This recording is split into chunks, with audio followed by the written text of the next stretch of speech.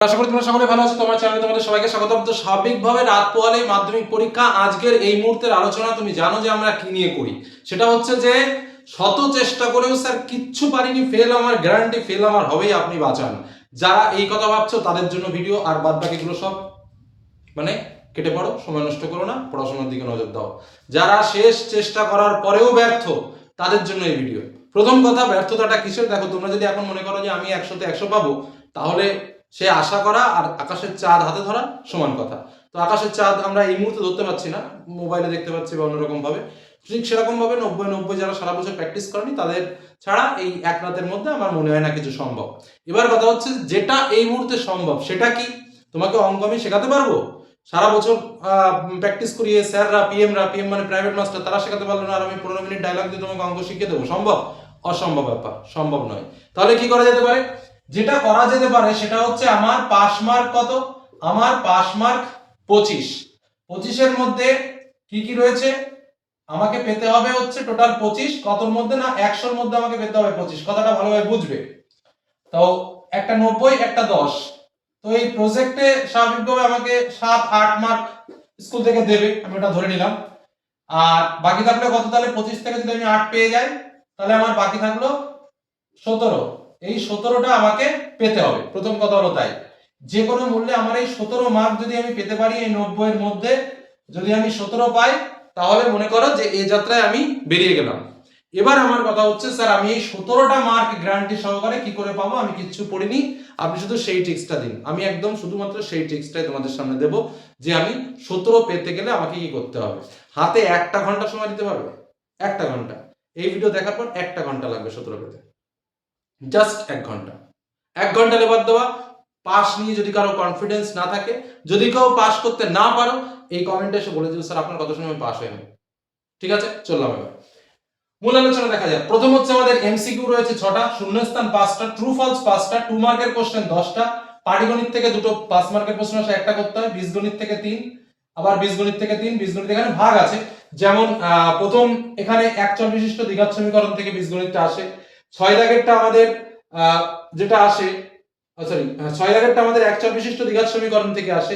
7 দাগেরটা আমাদের ভেদ অথবা দ্বিঘাতকরণ এখান থেকে আসে।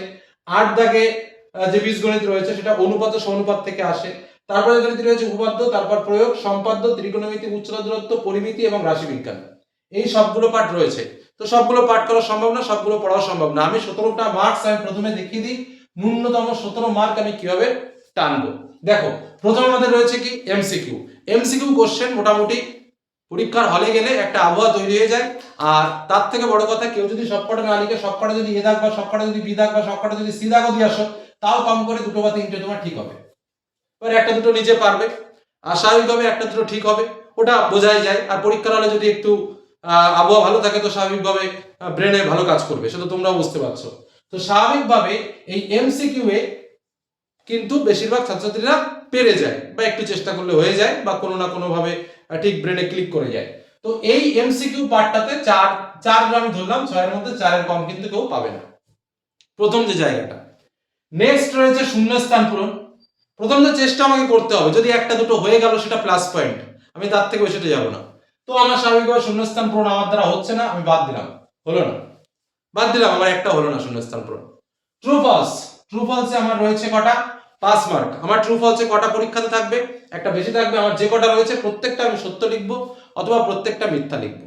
চেষ্টা করবে প্রত্যেকটা সত্য লেখা, কারণ সত্য বা ঠিকটা বেশি থাকে। তো সেক্ষেত্রে আমি যদি সেটাও করি, প্রত্যেকটা যদি ট্রু করেও দিয়ে আসি, তাও দেখবে যে ন্যূনতম 4 মার্ক তুমি এখানে পেয়ে গেছো। হলো 2 মার্কের কোশ্চেন। স্যার আমি একটা পারি না, হচ্ছে না, ছেড়ে দিলাম। পাটিগণিত আমি পাচ্ছি না, ছেড়ে দিলাম। বীজগণিত পারছি না, ছেড়ে দিলাম, পারছি না, ছেড়ে দিলাম, পাচ্ছি না, ছেড়ে দিলাম। ঠিক আছে, এইবার যেটা মোক্ষম অস্ত্র আমার, এই অস্ত্রটাকে আমার যে করে হোক বের করতেই হবে, কারণ এতদূর আমি কিচ্ছু করিনি। সেই অস্ত্রটা কি? সেটা হচ্ছে উপপাদ্য। উপপাদ্য আমি সারা বছর কিছু পড়িনি, তার মানে বুঝতে পারছো এখন আমার কোন উপপাদ্য লাগবে। একটা পড়েই একটা কমন, এরকম উপপাদ্য নিয়ে যদি তুমি মাথায় নিয়ে যাও, তাহলে সেই মাথা থেকে হঠাৎ করে উপপাদ্য বেরিয়ে যেতে পারে, দেখা গেলো সেটা পড়লো না, তখন কিন্তু বিরাট বড় রিস্ক লেগে যাবে।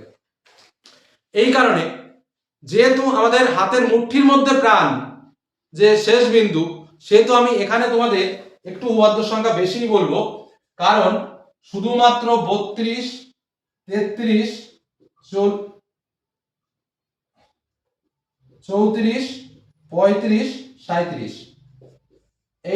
এই পাঁচটা উপপাদ্য বললাম। কতটা ভালো করে শুনে নাও।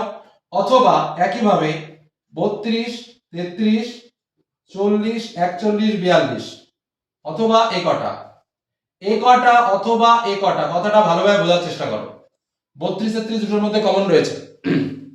পাঁচটা উপপাদ্য বলেছি আমি, তবে আশা রাখি এই 32 বা 33 এর মধ্যে একটা পাবে, কিন্তু অতটা রিস্ক নিয়ে যাওয়া যাবে না। এই যে কোনো পাঁচটা, এবার উপরের তিনটা করো সব থেকে সহজ তোমাদের জন্য, এখন বেশি বুদ্ধি দিয়ে লাভ নেই, কম বুদ্ধিতেই ভালো। 32, 33, 34, 35, 37 পাঁচটার মধ্যে একটা উপপাদ্য আসবে, পাঁচটার মধ্যে একটা উপপাদ্য আসবে, এটা কিন্তু মাথায় রাখো। হ্যাঁ, তবে 32, 33 আসার সম্ভাবনা খুব বেশি, তারপরে তোমার 37 আসার সম্ভাবনা খুব বেশি, সেটা দিকে আমি যাচ্ছি না। এই পাঁচটার মধ্যে কোনোটা বাদ দেবে না, একদম 32, 33, 34, 35, 37 এর মধ্যে একটা উপপাদ্য আসবে। এই কটা উপপাদ্য আমাকে পড়তে হবে, এবার উপপাদ্য আমাকে পড়তে হবে, কিছু করার নেই। হলো উপপাদ্য। প্রয়োগ ও হবে না, সারা বছর হয়নি যখন হবে না। আর এই উপপাদ্য করতে পারলে কিন্তু 5 এ 5, এবং এই 5 এ 5 যদি তুমি না পাও তাহলে কিন্তু অঙ্কে রিস্ক আছে, এটুকু মাথায় রেখো। এই 5 এ 5 কিন্তু তোমাকে অঙ্কে পেতেই হবে, না হলে অঙ্কে রিস্ক আছে। যদি কিচ্ছু না পারো, মানে এইরকম যদি কন্ডিশন হয় যে আমি কিছুই পারবো না, তাহলে কিন্তু তোমার কাজ উপপাদ্যটা করা। আরেকটা কাজ রয়েছে, কি কাজ? সেটা হচ্ছে সম্পাদ্য। কি সম্পাদ্য আসবে? পরিবৃত্ত অঙ্কন আসবে। আমি বলেছি না 1 ঘন্টা টাইম লাগবে আমার। এই উপপাদ্যটা রেডি করার জন্য মোটামুটি 30-40 মিনিট টাইম দাও এটাকে। আর এইবার যেটা বলছি সম্পাদ্য, আমি পরিষ্কার বলে দিচ্ছি, সম্পাদ্য তোমাদের পরীক্ষাতে আসবে পরিবৃত্ত অঙ্কন। তোমরা তোমাদের বইয়ের পৃষ্ঠা নম্বর 172 পৃষ্ঠায় চলে যাও, 172 পৃষ্ঠা চলে যাও বইয়ে, দেখো সেখানে পরিবৃত্ত অঙ্কন পদ্ধতি রয়েছে। ভালোভাবে পরিবৃত্ত অঙ্কনটা প্র্যাকটিস করো, বা যারা করে রেখেছো খুব ভালো। এই পরিবৃত্ত করতে হবে এবং এখান থেকেও তোমাকে 5 মার্ক নিতেই হবে। এই উপপাদ্যে 5, সম্পাদ্যে 5, এই 5 5 যেন বাদ না যায়, প্রথম কথা বলে রাখলাম। হলো আর একটা 4 মার্ক আমি স্পেশাল বলছি, আর একটা 4 মার্ক আমি স্পেশাল বলছি।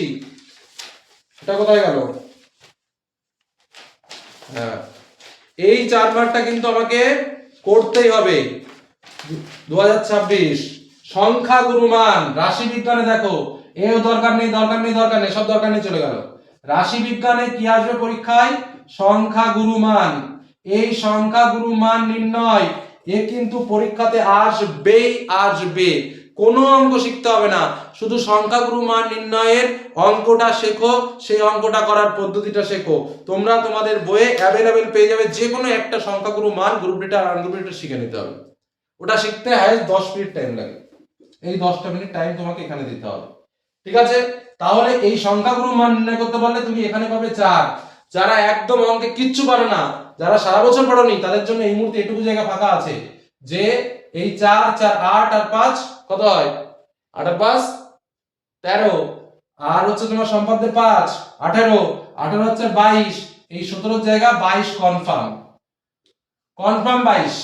এটা হচ্ছে একদম নিশ্চিত রূপে মার্ক। এবার আমি যাব একটু সেকেন্ডারি অপশনে, একটু যারা এরা হচ্ছে যারা একদম কিচ্ছু বলেনি, শুধুমাত্র এই মুহূর্তে স্টপ, আমি আর কিছু করতে পারবো না, মানে একদম সব থেকে এই এই এর দিয়ে কম কিচ্ছু হবে না, পরিষ্কার কথা কথা। এবার এর থেকে বেশি যদি করতে পারো সেটা তোমার প্লাস পয়েন্ট, যে না দুটো 2 অঙ্কের মার্ক করতে পারলাম, একটা পাটিগণিত করতে পারলাম, একটা বীজগণিত করতে পারলাম, একটা ও আরেকটা জায়গা আছে, সরি আরো একটা 3 মার্ক আছে।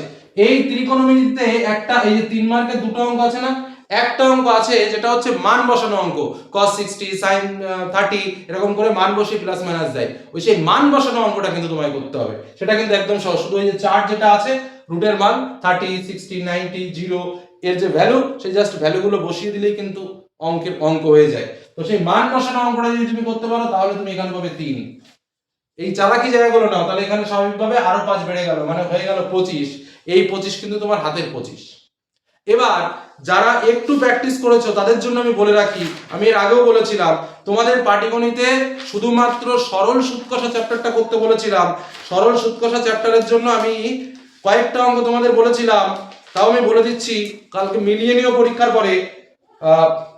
সরল সুদ কষা থেকে এখানে বলেছিলাম পাটিগণিতে 35 পৃষ্ঠায় তোমাদের রয়েছে 9 দাগের অঙ্ক, 10 দাগের অঙ্ক, আর 38 পৃষ্ঠায় তোমাদের রয়েছে 18 দাগের অঙ্ক, তারপরে 39 পৃষ্ঠায় তোমাদের রয়েছে 20 দাগ 21 দাগের অঙ্ক। এই 5টা অঙ্ক স্পেশালি তোমাদের বলেছিলাম, দেখে নিও কালকে। আচ্ছা, বীজগণিতে মানে পাটিগণিত একটা করতে হবে যেহেতু সেহেতু এটাই কমপ্লিট। যদি করতে পারো তাহলে এই 5-এ 5 ধরে রাখতে পারো মোটামুটি। আচ্ছা, তারপরে চলে যাও বীজগণিত। বীজগণিতে প্রথম 3-এ তো যথেষ্ট চাপের ব্যাপার আছে, কারণ প্রথম 3-এ ওই ভেদের অঙ্কগুলো, ভেদ না, একচর বিশ্ব দ্বিঘাত সমীকরণ, ওখানে অনেক অঙ্ক করতে হয়, ভেদ করণী তাই, অনুপাতেও তাই। তারপরে যেটা শর্টকাট আছে আমি শুধু সেটা বলছি। আর শর্টকাট যে জায়গাটা আছে সেটা হচ্ছে উচ্চতা দূরত্বের অঙ্কটা, অর্থাৎ 13 দাগে যে অঙ্কটা রয়েছে, এই যে 5 মার্ক, এখান থেকে আমি কয়েকটা অঙ্ক বলছি, যদি একটু সময় পাও তাহলে এই অঙ্কগুলোকে একটু দেখে রাখতে পারো। একদম সহজ, জাস্ট কয়েকটা অঙ্ক রয়েছে উচ্চতা দূরত্বের জন্য, সে কটা অঙ্ক একটু প্র্যাকটিস করে রাখো। এই যে আমি তোমাদের এর আগেও একবার দেখিয়েছিলাম, আবারও সেটাই তোমাদের সামনে আরেকবার একটুখানি তুলে ধরছি, প্রয়োজনে একটু স্ক্রিনশট করে নাও। এই দেখো উচ্চতা দূরত্ব থেকে আমি কটা অঙ্ক বলেছি, দাঁড়াও, হ্যাঁ এবার দেখো 320 পৃষ্ঠা, ওই তোমার যেটা মূলত গোল গোল করা ওটার দিকেই তাকাও।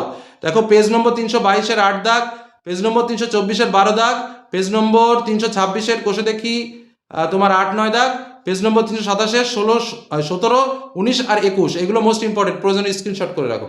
ঠিক আছে, স্ক্রিনশটটা করে রাখো, কাজে লাগবে। হ্যাঁ হ্যাঁ, হলো। তো এই কটা অঙ্ক যদি তোমরা করতে পারো তাহলে এই উচ্চ দূরত্বের অঙ্কটা থেকেও তোমরা পাবে 5 মার্ক। এই এক্সট্রা আরো 5 মার্ক কিন্তু এখান থেকে পাবে, আর এই পাটিগণিত থেকেও কিন্তু আরো 5 এক্সট্রা, মানে এখানে আরো 10 এক্সট্রা, এই 35 মার্ক কিন্তু ইজি পাওয়া যায়। মোটামুটি এক রাতেরও প্র্যাকটিস নাই, 2 থেকে 3 ঘন্টা প্র্যাকটিস করলে এই 35 পাওয়া যায়। এই 35 এর সঙ্গে আরো প্রজেক্টের 8, মানে 43 মার্ক। এই 43 মার্কের নিচে কিন্তু অঙ্কে হয় না, এই 43 মার্কের নিচে অঙ্কে হয় না। মানে যারা একদম সব থেকে খারাপ করে তাও 43, এটা তো গেল বেস, এটা গেল বেস অঙ্ক।